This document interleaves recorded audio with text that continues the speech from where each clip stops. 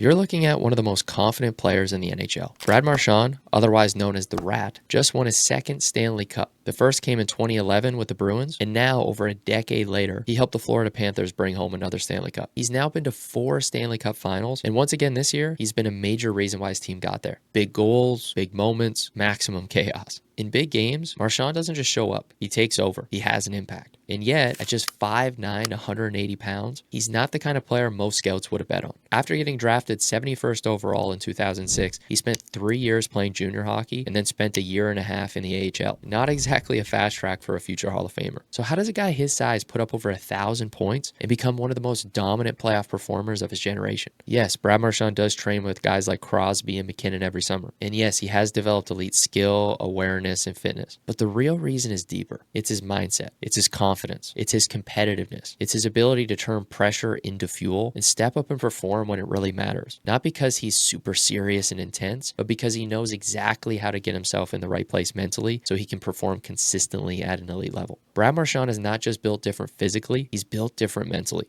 And if you're wondering who I am, I'm Corson. I'm a mental performance coach for pro, D1, high-level junior, and minor hockey players. And in this video, I'm going to break down how Brad Marchand's confidence developed from minor hockey to the NHL, the mental traits that allow him to thrive when others fold, and how you can apply these same principles and traits to build unshakable, game-ready confidence. Brad Marchand did not come into hockey as a phenom. Growing up in Nova Scotia, he admitted he'd never really been the best player on his team. He said in an interview, "I was never the best guy on my team. Anyone would tell you that." And at 12 years old, one of his coaches told him, "Hey, Brad, you know that only 0.01% make the NHL." And that might have crushed him, and for some guys it does, but instead for him, it lit a fire. Earlier on in his career, he was really good at just messing with people. He understood that being able to create mischief and create problems for people was just a part of who he was as a person, and he could do that on and off the ice. And there was a specific Pee Wee game that he talked about where he really found this switch that flipped. So basically, his younger brother took a really big hit from somebody and he basically snapped and he realized, okay, like I'm going to get this guy back. And he brought this new level of intensity and physicality to his game. He started trying to piss the other guy off, get in his head, drive him insane. And he remembered that as he did that, the game kept going on. He kept bugging the guy more and more. The guy took a penalty and then his team ended up winning the game. And it was basically in that moment that he realized, if I'm going to be one of those 0.01% of the population who plays in the NHL, maybe I need to bring something else to my game besides just trying to be a goal scorer or be somebody who contributes offensively. And so he basically said, I basically realized I had to be willing to do anything, like literally anything to win. And if that meant being hated, even if it meant carrying around baggage, I was going to have to do it. And he knows it's a fine line. But for a guy who's 5'9", 180 pounds, that's what allows him to be able to stay in this league at a top level. Not just the fact that he can contribute on the score sheet, but that he can get in people's heads. He can have an impact. He's hard to play against. And he said, if I played the game another way, you absolutely would not know my name. And for some players listening to this, that might be the case for you. If you haven't found another part of your game, maybe it's a gritty, intense, more violent version of you, you might have to figure that out for yourself. And if you want to start building that kind of confidence, feel free to check out the free training below. I built a training that's designed to help you start developing real, deep, consistent confidence, understand the mental game, and start putting a mental game system together. So you can check that link below if you want it. But continuing on here, from early on, Brad Marchand really embraced that agitator identity. But the thing for him is it wasn't just about being somebody who could agitate people and then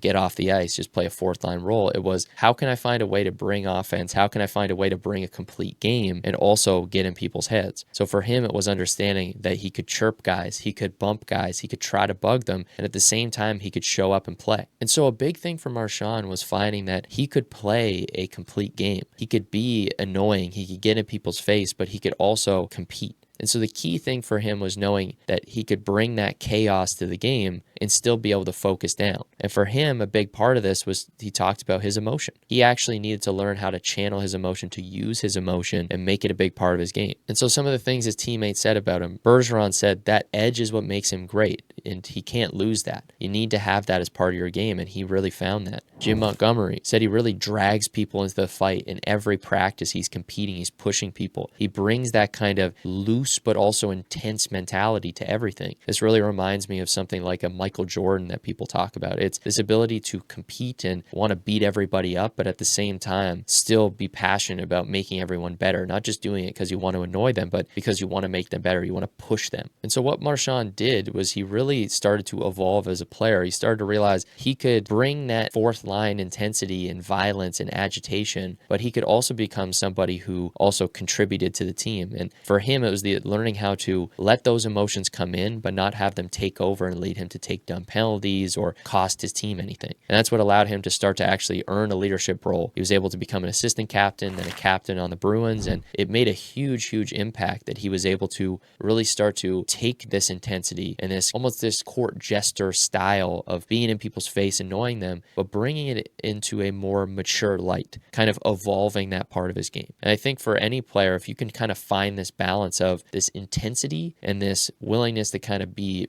joking at one level, but also intense, this is really how you can get in people's heads. Because when I watch Marchand play, it's like he's playing his own game. It's like he's in his own world and everybody else is kind of trying not to get pulled into that world. That's why you'll see him do crazy stuff like he'll lick a guy, he'll grab somebody and push him into the boards. He'll jam them. He'll do something that kind of sees, okay, like, can I do something? Can I bug this guy just enough? And this is one of the things he said, like how he gets in people's heads. And it's kind of funny to listen to. Brad Marchand, and this is how to. Right in the mix with everything. I just yell as many different things as I can at somebody, and then hopefully one of them makes them mad. Someone bites, and then they yell back, and once they do that, I know I got them.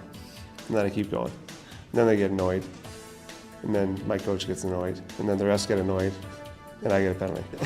Took a run at Goss to spare. And he got a piece. And so that's the key, is it's the ability to know, hey, like, this is my style. I'm going to say things. I'm going to put stuff out there. I'm going to bug people. I'm going to do what I think makes sense. And again, I'm not advocating for being just a bad person, but I'm advocating for finding what works for you. And if a part of your game is bugging people, chirping, and that helps you and it pulls other people off their game, then why wouldn't you do it? I know maybe you'll hear me say this stuff and you'll think, oh, this is bad. I'm trying to teach players to be, bad people. Well, the reality is sports are competitive. People are trying to win. And if you're not willing to do it, the other team's going to try to do it. And so the advantage you're going to get is by being willing to try stuff, by trying to poke and get into people's heads, bug them, see what you can do. Like, all that stuff is part of it. I'm not telling you should take penalties. And I think it's great that Marchand kind of found this other level. But I do think that there's something here. There's something you can start to channel. And so that's what people will comment about him, is that, in game sevens and big moments, he has this loose, focused, but dangerous mentality, right? He just kind of took over games. And this is what Greg Campbell said, his coach at the time. It was game 7, massive game, and he just kind of took over the game. He doesn't let any sort of anxiety or fear slip in. He just kind of laughs, he jokes, he chirps, he's kind of giggling, he smiles after goals. And you even see stuff where he's at the All-Star game and he gets booed and he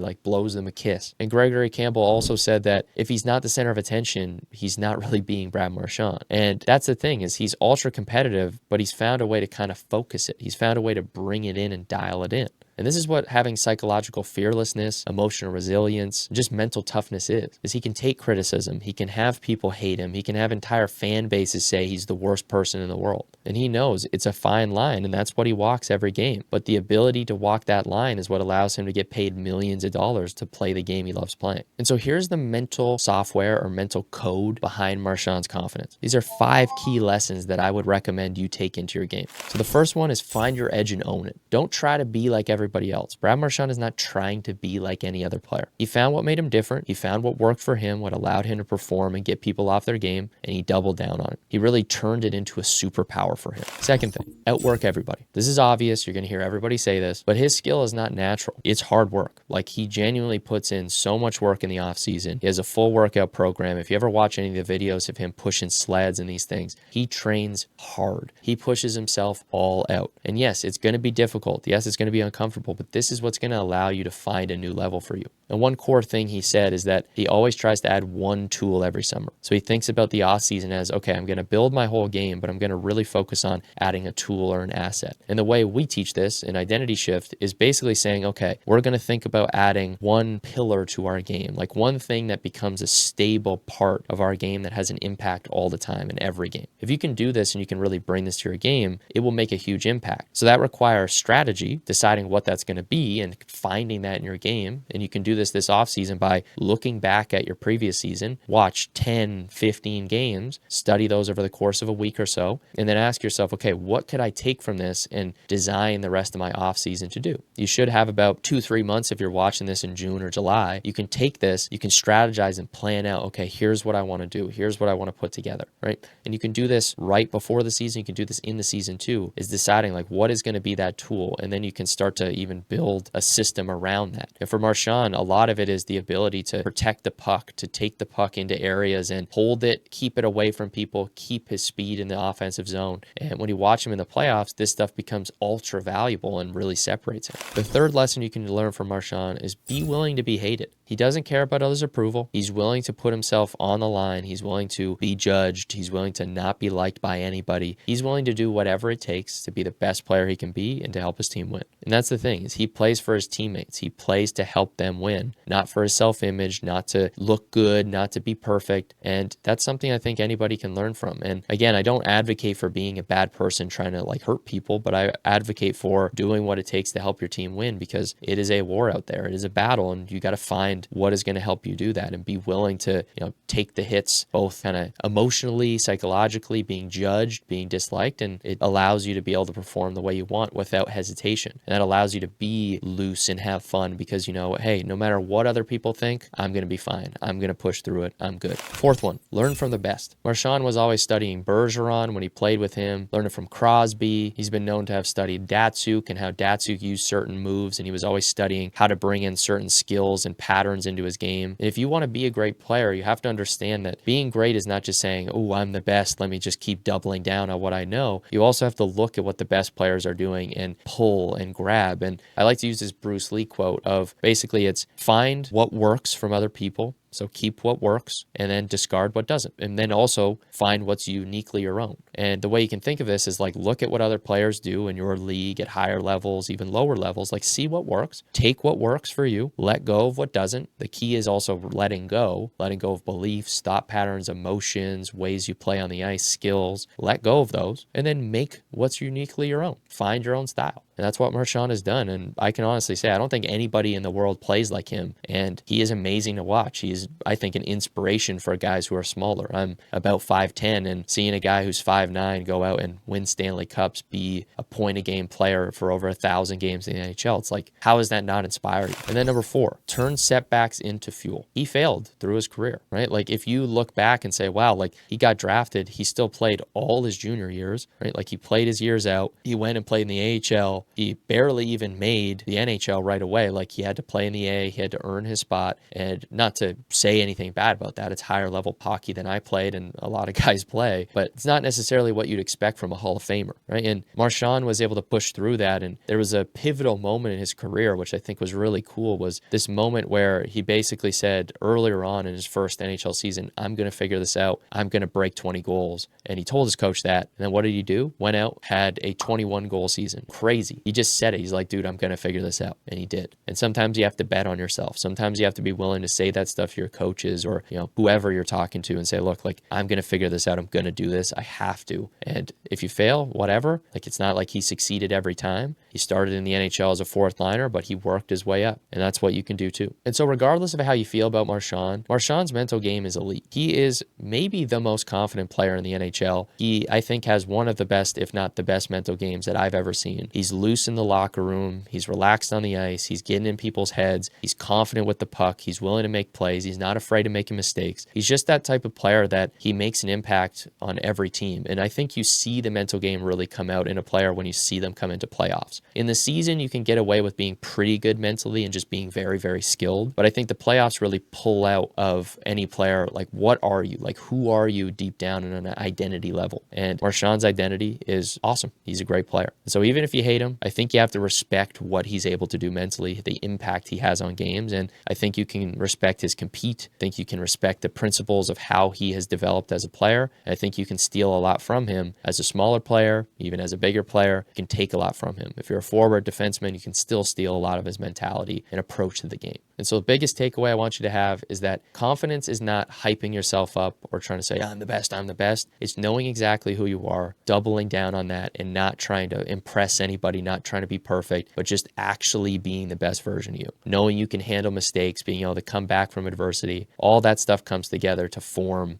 true confidence, true mental resilience and toughness. And that's what we teach in our program. So if you're a player who obviously wants to learn more about this is my pitch to you. If you want to learn more, you can click down below. There'll be a form you can fill out. You'll be able to basically apply to see if you're a good fit to potentially work with us. And we'll jump on a 15-minute call with you. We'll talk through things. We'll see if it even makes sense to do a longer call to really talk about a program with you. But we might just offer you some free resources, some tools. And again, you can check out the free training. You can check out what it looks like to work with us and click that link. Check it out. Just here to help. And I appreciate you watching. I hope you enjoyed. All right. I'll talk to you soon.